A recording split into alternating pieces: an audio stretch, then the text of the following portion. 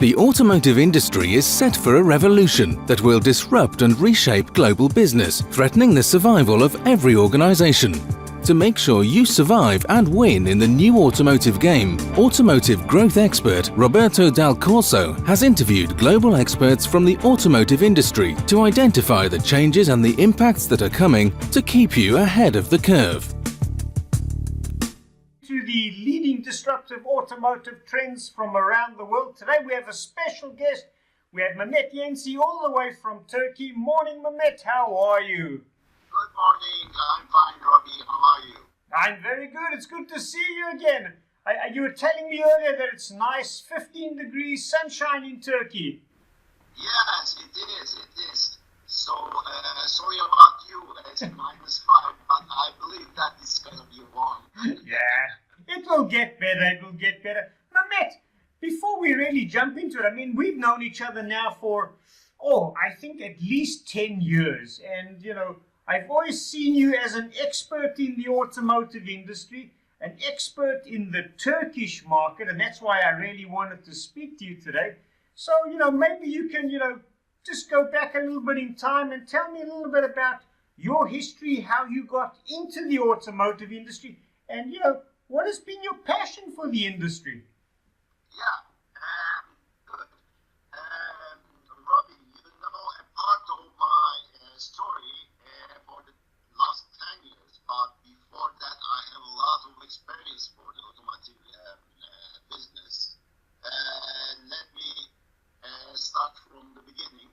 I just started to work with the automotive business in 1993. And that time, one of the big holding group has got the Scania distributorship for Turkey. And then the general manager was a good friend of mine. And then he just called me one day and then say that, Mehmet, we want to create a new team and we have a new brand right now. Would you be interested to be a manager of this team? I said, why not? And then we start this story in 1993 as a sales manager of Scania trucks in Turkey. Then I established the sales team and also some organizations with the dealers and so on. And in that time, we have a very limited sources for the finances, and then we achieved 250 trucks sales per year that time. Okay. And then after 2 years, I get an offer from Renault Trucks. And it was a good time. And then we just make an interview for 3 times, and then I accept their offer. Then I become a sales chief of Renault distributor, Renault Trucks distributor here in Turkey in 1995. And a year after, I become a sales manager, and then the management wants me to establish a new team. And then I created a new team with the back office, sales, and also creating some aftermarket issues. So it was very successful team. And then we achieved record sales in 2000 year with the 325 vehicles and also the trailers as well. And today, still, I have some contacts with this team. Some of them has become general manager of some dealers at the moment. I'm very proud about it. So, after 6.5 years later, there was another offer that came to me from Volvo Trucks. At that time, the Swedish company has decided to establish their own organization here in Turkey. And they called me. They asked me if I can work with them as a sales director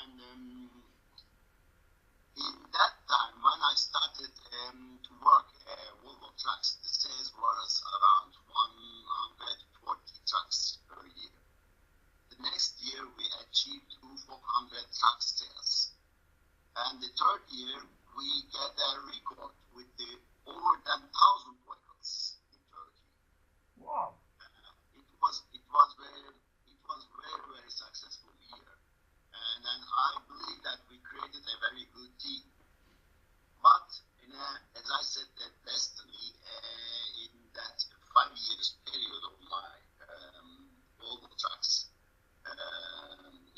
working time,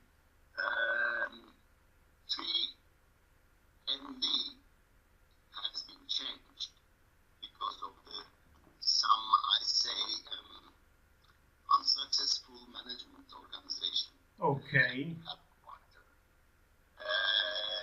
That was a disaster for that kind of Yes. companies, that if you change much more, let's say, headquarter management, then the job has starting to wave, and then every time the new one has says, okay, we have a new direction, we have to follow that way. The other one is going to opposite way. So I confused about it. And then I resigned the company in year 2005. That time I get some strange offer. One of my friend that it was in Izmir at the time being, and I was living in Istanbul. Then we decided to move Izmir as a general manager of one of the logistic company.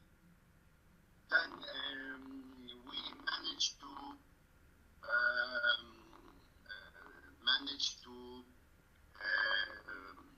let's say operation of speed trucks in local logistics, let's say. Okay. It takes a year because the owner of the companies has another jobs, and then which I didn't like their working styles, and I get another offer from the spare part, let's say, department, and then I started to work with the Tiryaki company. Yes. In Manisa, which we met each other in that company. Yes, that must have been around 2005. But I mean, even since then, you've now left Tiryakular and you're now still in the automotive industry, but with a slightly different emphasis. Exactly. So, in Tiryakular experience, this time I was at the aftermarket section. Yeah. And it's good for me to get also sales and aftermarket experience at the same time. So I was just managing to get some new brands and managing these brands in a local market to sales, supports, everything. And then we get a very good figures, which is around 3 million euros per year. It was a magnificent sales in that time. Then I moved to another part of the holding, which is disc brake production. Yeah. So I worked 2 years in that company as a general manager of the sales and marketing department, and then we achieved to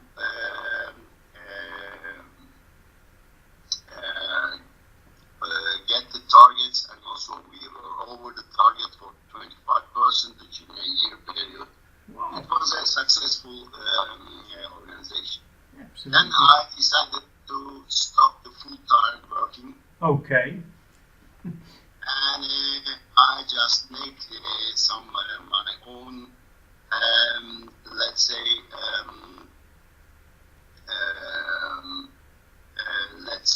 consultancy businesses from China and also some Balkan countries in that period. It was a good experience for me. Then I get a phone one day from the Star Corporation about a new project of them, and then we started to work with the Mercedes-Benz organization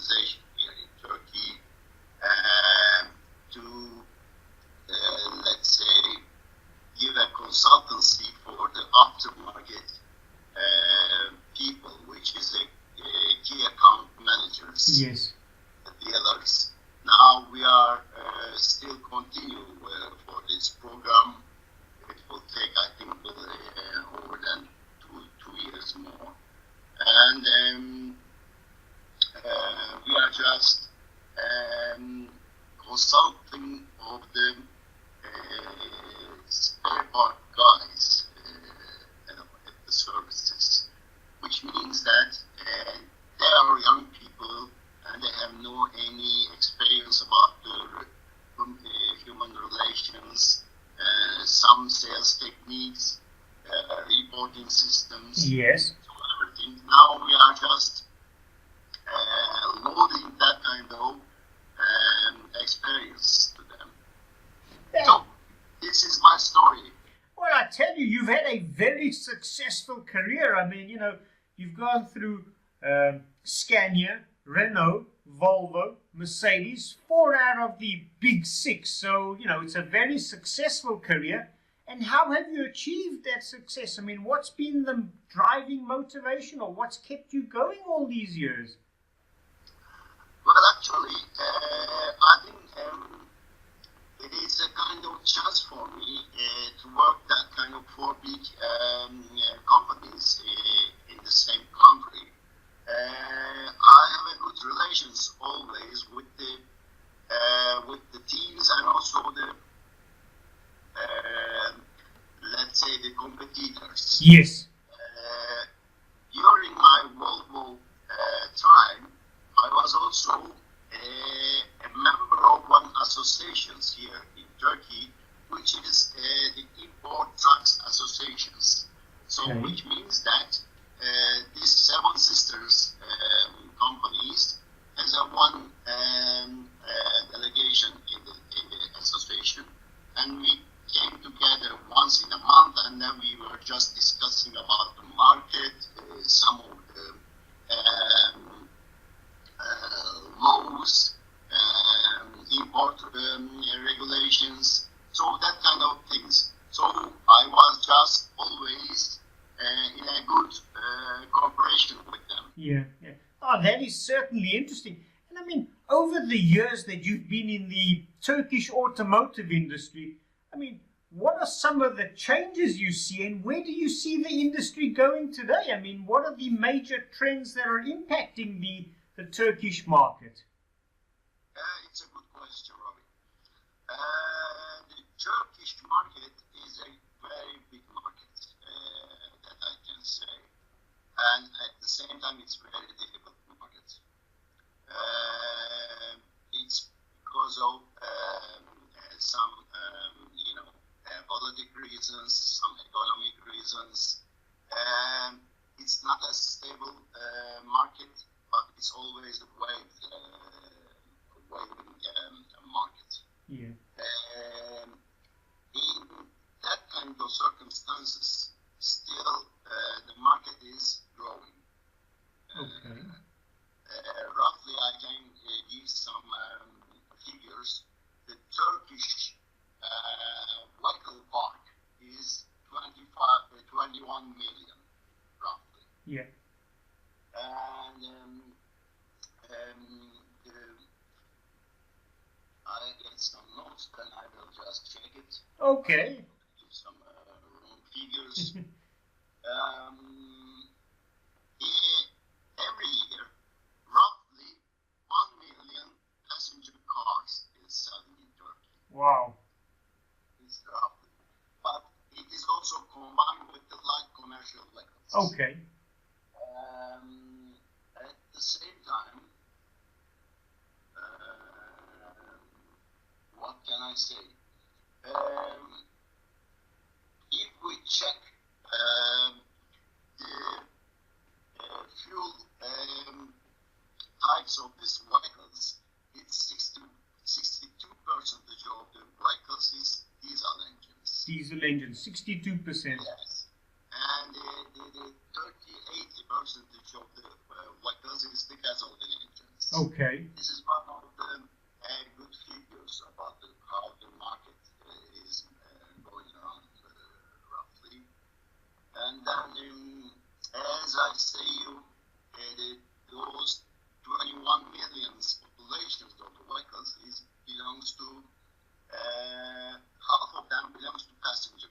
Okay. That's like 54%.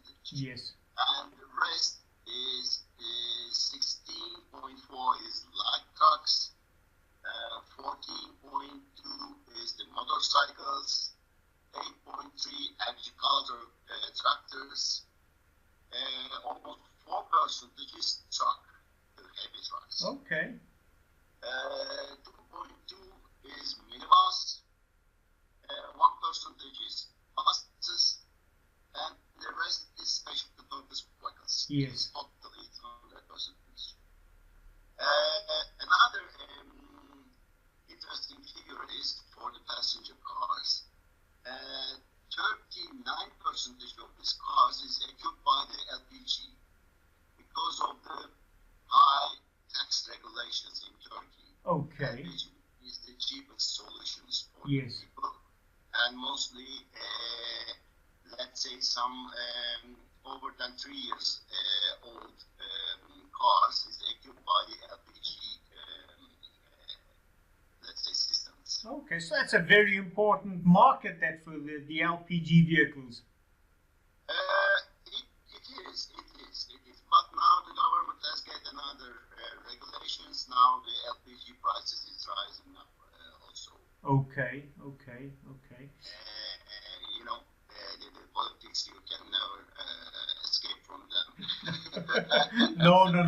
It's very true.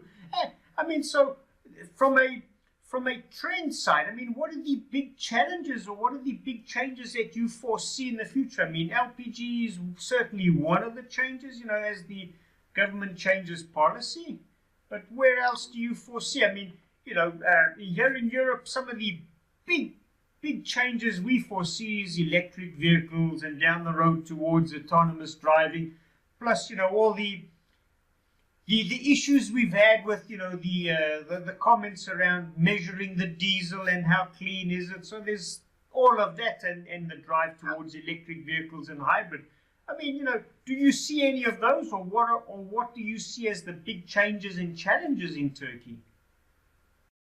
How prepared are you to navigate the disruptive trends that are set to hit your business? Will you survive and win in the coming years?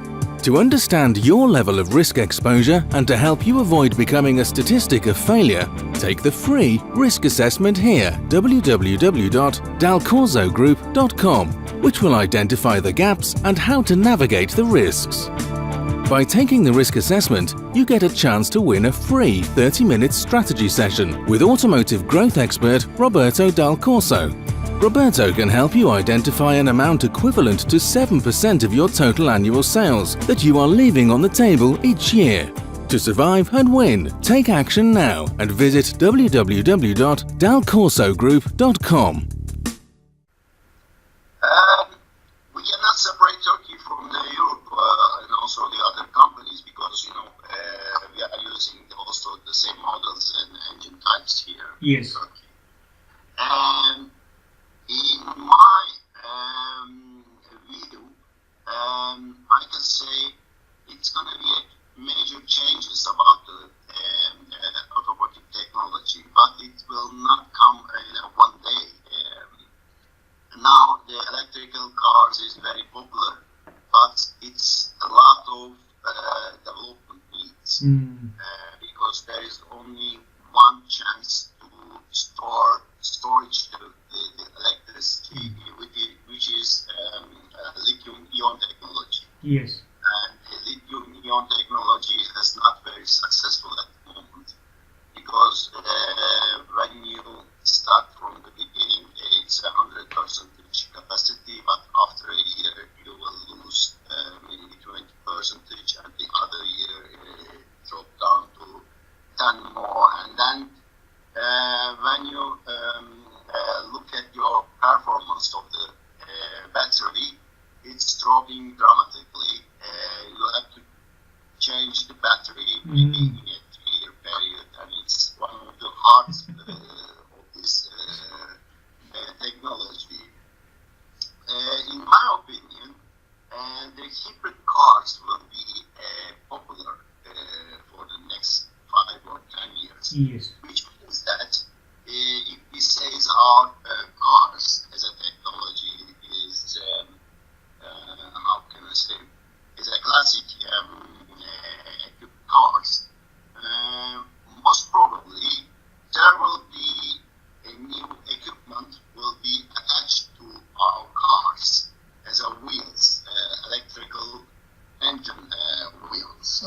Yeah, yeah.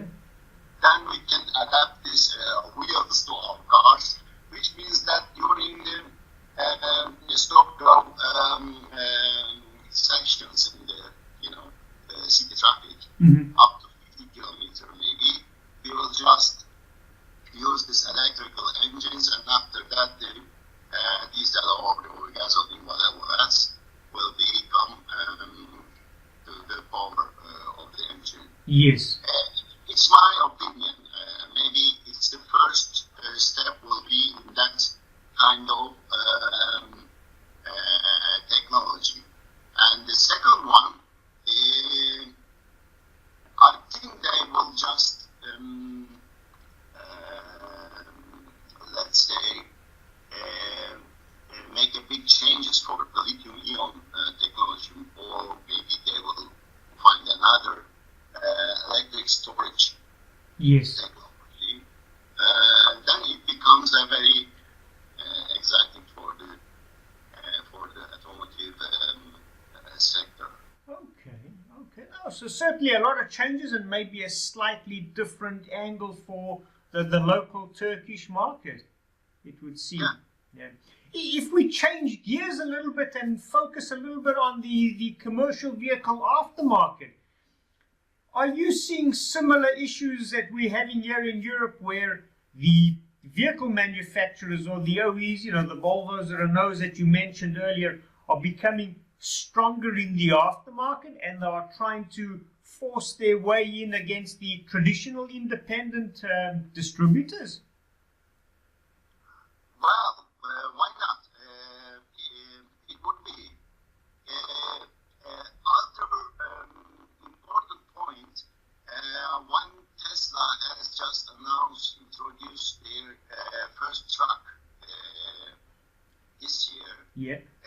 I was just thinking about it will be a revolution for the truck technology, because there are a lot of components will disappear, and then the new ones will be adapted on this kind of electrical trucks.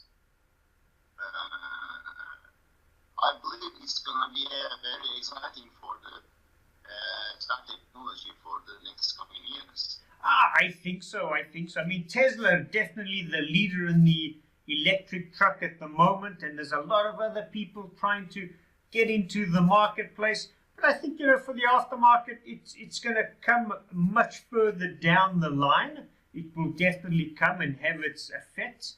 But I think at the moment, when we look at the distributors, I think, do you have the same thing, that in Turkey the distributors are consolidating, the big ones, and becoming stronger, or you don't see that trend in the market? I agree with you. The strong dealers has become stronger in the market. Okay. Because of some, let's say, economic situations, it's very hard to survive because of the hard competition in the market, and the profit margins has dropped down. There are a lot of pressures from the independent part sales, and also the competitors as well. So it needs a very professional, skilled organizations. Yes. Which means that it needs a strong dealership for all brands. Okay, so you need strong dealers for all makes, all brands, products. And I mean, you deal with both, distributors and towards, the garages and fleets. But if you look at the distributors, what are some of their biggest frustrations or challenges in in day-to-day business today? Actually,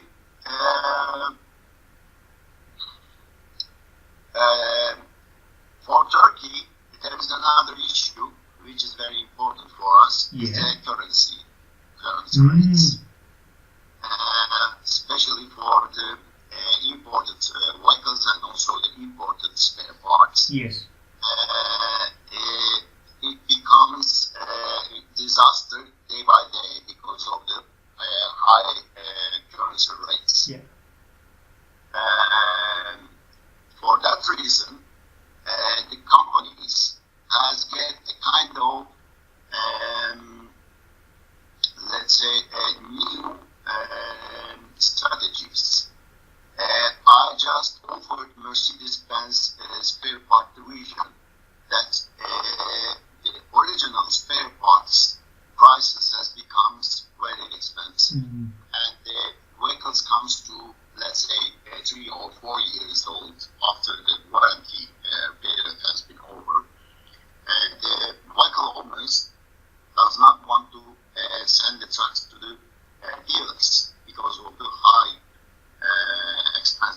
Yes. We were just discuss about how we can take them to back to the services. One of the strongest point is applying some campaigns or some fast moving items. Okay, it works, but it's a limited time period all the time because of the campaigns. Mm-hmm. And then I advise them, why don't we apply some reman parts? And reman technology has becomes very important at the time being because of you will just using the original parts, original bodies, even some of the repair kits is origin. Mm-hmm. But the price is getting seriously down, which is almost 40 or sometimes 50% lower than the originals. Yeah. It's going to be a good opportunity for the brands to apply that kind of reman technologies. Absolutely. And even if you think about the commercial vehicles, reman technology can be applied a lot of parts. Yes. As a caliper, compressor, clutches, engines, differentials. So Yes. those parts is also very expensive parts to replace it.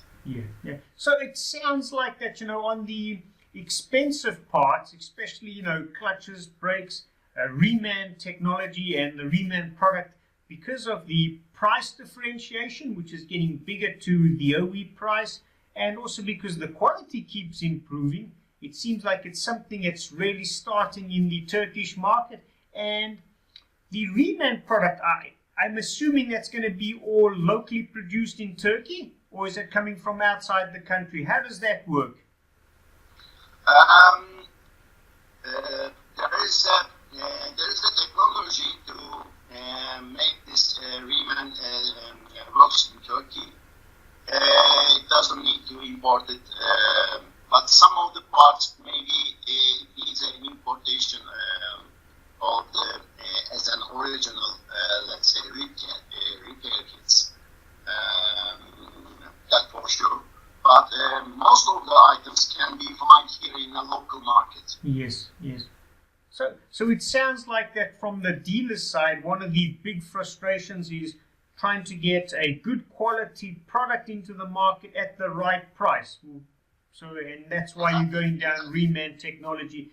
And I mean, one of our other speakers from Australia was busy explaining to us that one of the problems the dealers in Australia were having is being able to reach out to the end user, the fleets, because they would successfully launch, make new product ranges, try bring them to market, but just could never connect and get to the end user and the fleet.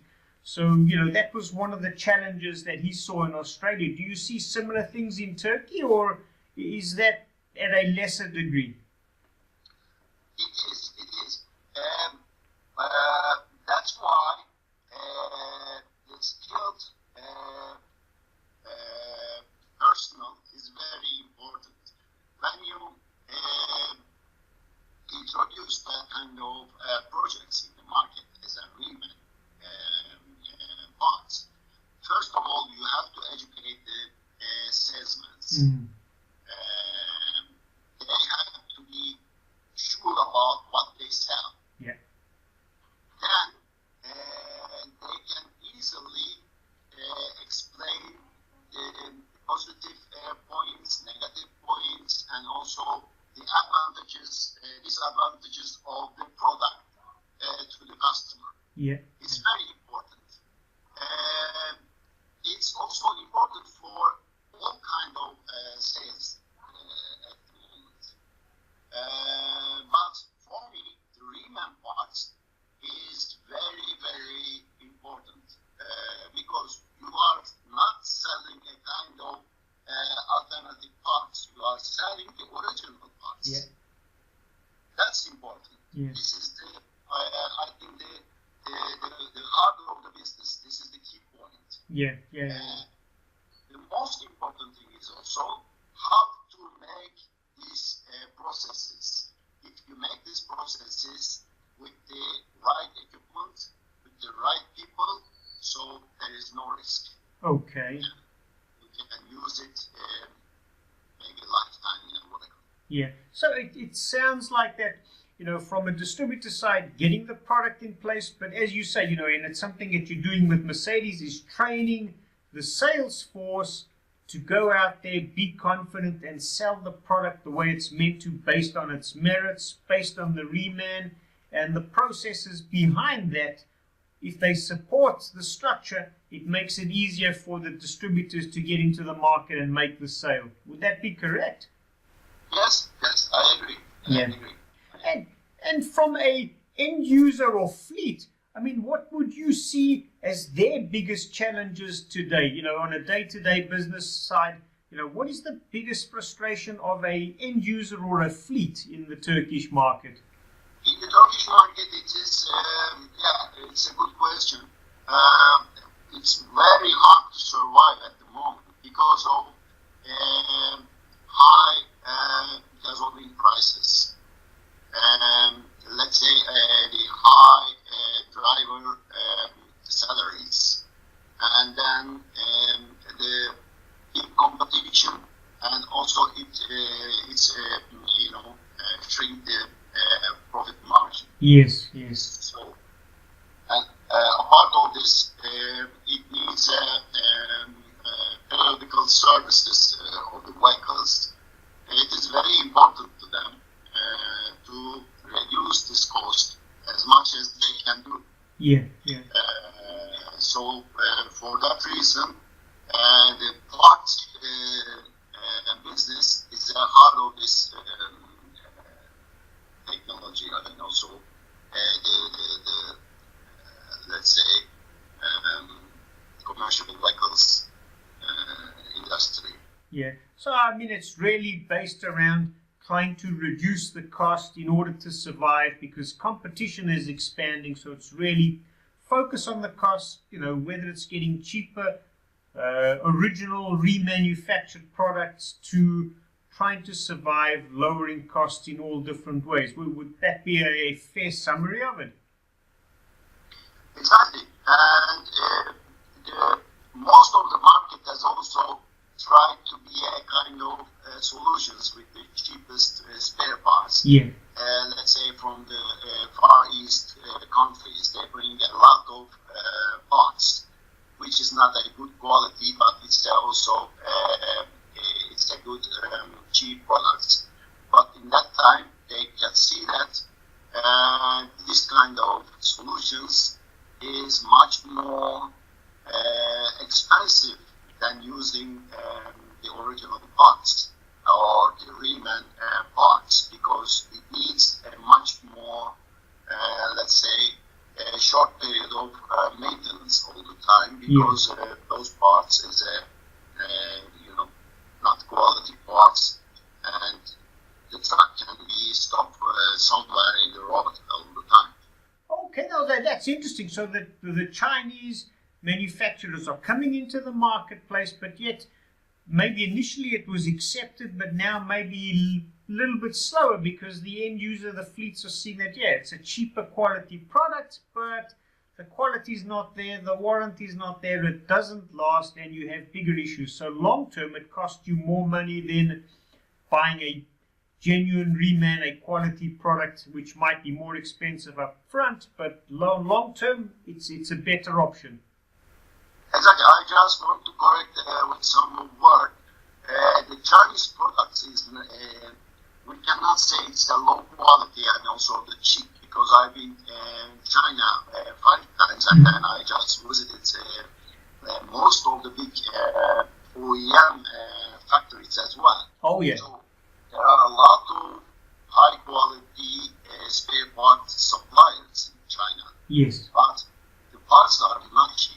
These are the equal prices of the original brands. This is important. Yeah.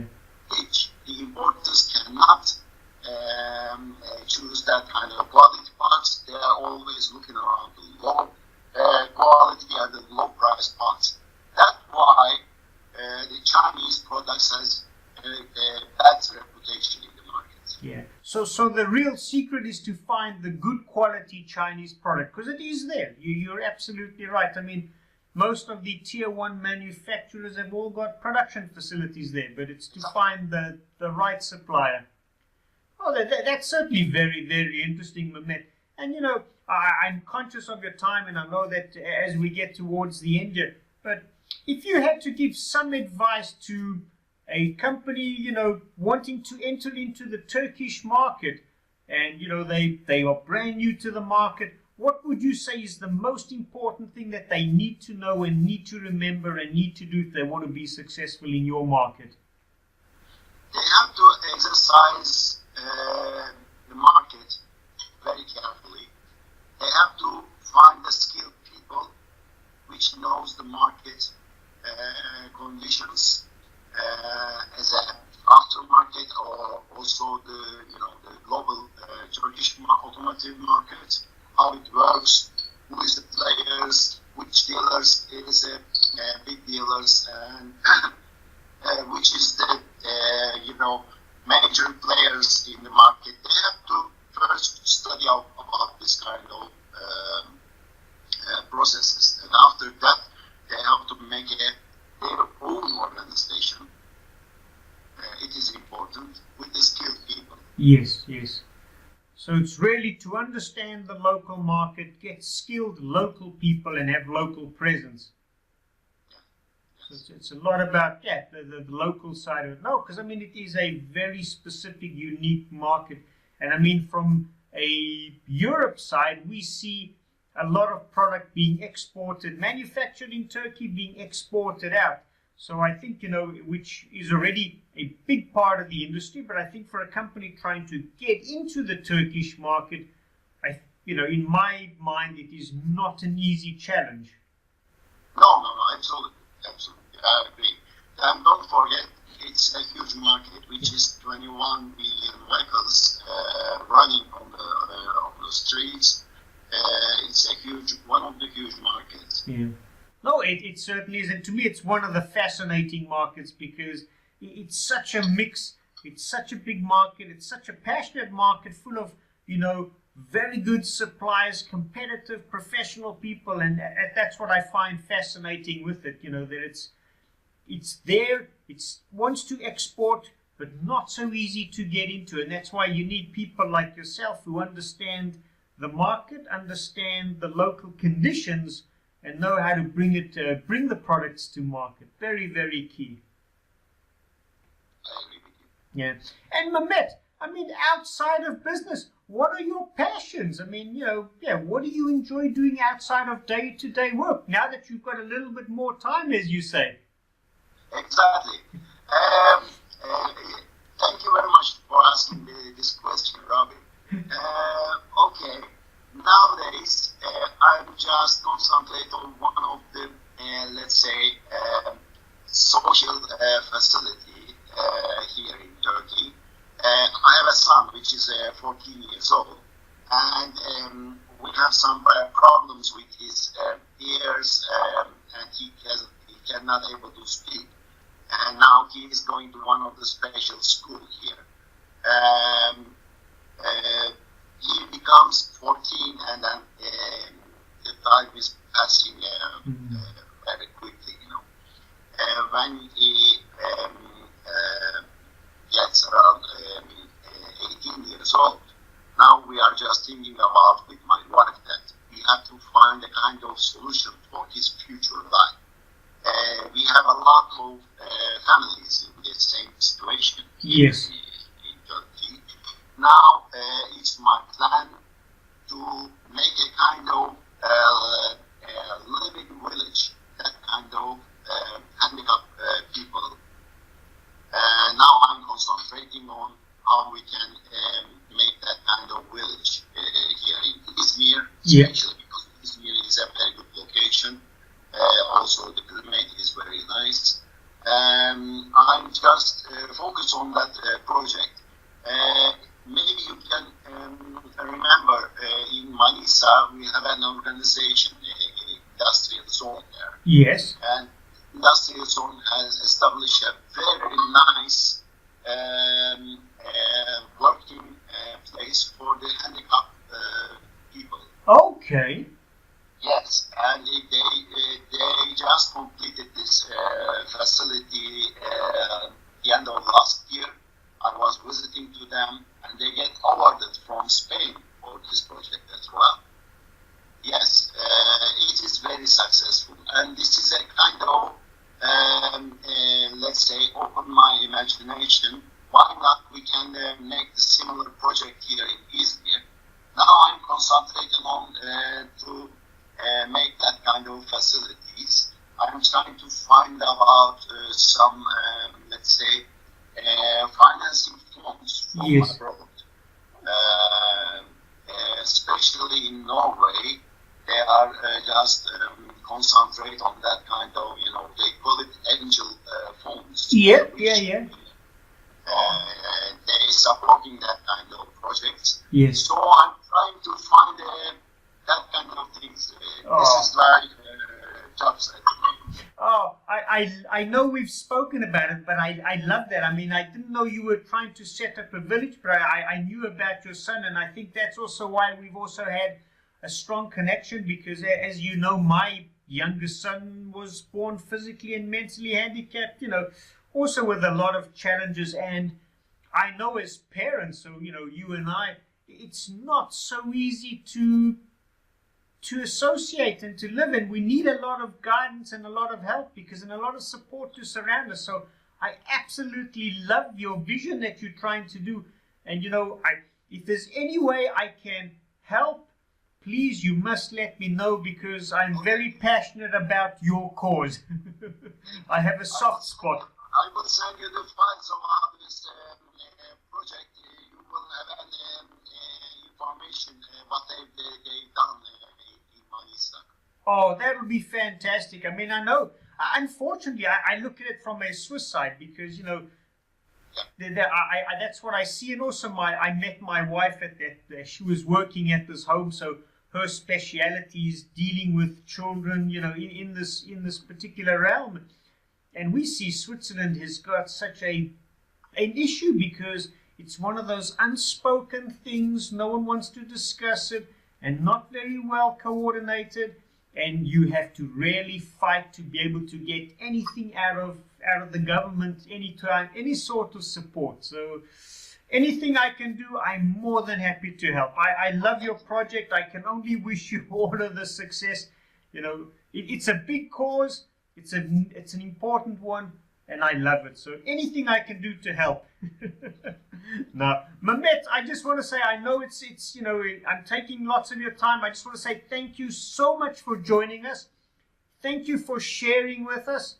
And, we will, I can't wait to see you again later this year. But thank you so much for your time, Mehmet.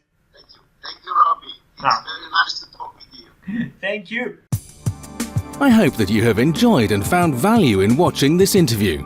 If you want to learn more about the leading disruptive automotive trends impacting the industry, check out www.dalcorsogroup.com.